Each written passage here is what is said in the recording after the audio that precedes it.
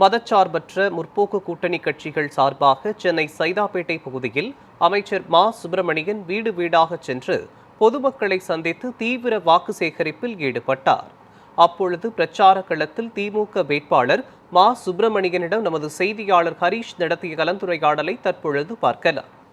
Sir, காலிலேருந்து இந்த பகுதியில் தீவிரமாக வாக்கு சேகரிச்சிருக்கீங்க. குறிப்பாக நிறைய பேர் உற்சாக வரவேற்பு அளிக்கிறாங்க. அதுலேயும் பார்த்தீங்கன்னா பெண்கள் பார்த்தீங்கன்னா உங்களுக்கு ஆர்த்தி எடுத்து ஒரு சிறப்பான வரவேற்பு கொடுக்குறாங்க. இது எப்படி நீங்கள் பார்க்குறீங்க? நான் ஏற்கனவே பலமுறை சொல்லியிருக்கிறேன். இந்த தேர்தலை பொறுத்தவரை முற்றிலும் முழுமையான அளவுக்கு மகளிர் இந்த மதசார்பற்ற முற்போக்கு கூட்டணிக்கு ஆதரவை தருகிற இந்த நிலை என்பது மாறியிருக்கிறது. குறிப்பாக திமுக கழகத்தின் தலைமையிலான கூட்டணியில் 22 அரசியல் இயக்கங்கள் ஒன்று சேர்ந்திருக்கிறது. ஒரு புதிய இயக்கமாக 2,93,00,000 மேற்பட்ட பெண் வாக்காளர்களும் இந்த கூட்டணியில் இணைந்திருக்கிறார்களோ என்று ஐயப்படுகின்ற வகையில், மகிழ்ச்சி அடைகிற வகையில் இன்றைக்கு ஒட்டுமொத்த மகளிர் சமுதாயமும் மதசார்பற்ற முற்போக்கு கூட்டணிக்கு, குறிப்பாக மாண்புமிகு முத்துவேல் கருணாநிதி ஸ்டாலின் அவர்கள் மீண்டும் முதலமைச்சராக அமோக ஆதரவை அளித்து வருகிறார்கள். அந்த வகையில்தான் சைதாப்பேட்டையில் இருக்கிற மகளிரும் ஒருங்கிணைந்து திமுக கழகத்திற்கு ஆதரவாக இன்றைக்கு மாறியிருக்கிறார்கள்.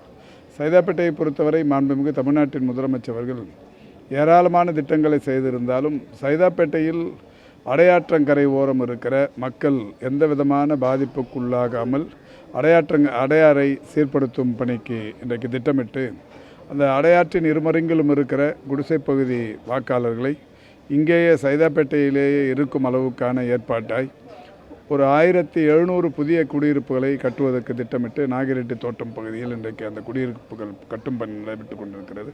எனவே மிகுந்த மனநிறைவோடு அடையாற்றங்கரை ஓரம் இருக்கிற சாரதி நகராக இருந்தாலும், ஜோதிராமலிங்கம் நகராக இருந்தாலும், அதேபோல் வஉசி தெரு, ரத்தன தோட்டம், விநாயகபுரம், செட்டி தோட்டம், ஜோதியம்மாள் நகர், ஜோகி தோட்டம், நெருப்புமேடு, அபித் காலனி, அதேபோல் சாமியார் தோட்டம், திடீர் நகர், ஆற்றுமா நகர், கோதாமேடு, சலவையாளர் காலனி, சலவைத்துறை, சித்ரா நகர் போன்ற பல்வேறு குடியிருப்புதாரர்கள் இன்றைக்கு மகிழ்ச்சியோடு இருக்கிறார்கள். காரணம், அவருடைய குடியிருப்புகள் எந்த வகையிலும் பாதிக்காமல் ஒரு 1500 கோடி ரூபாய் செலவிலான ஒரு மாபெரும் திட்டப்பணி, அடையாற்றை சீர்படுத்தும் பணி நடைபெறவிருக்கிறது என்பதை அறிந்து மிகுந்த மகிழ்ச்சியோடு மனநிறைவோடு வரவேற்கிறார்கள்.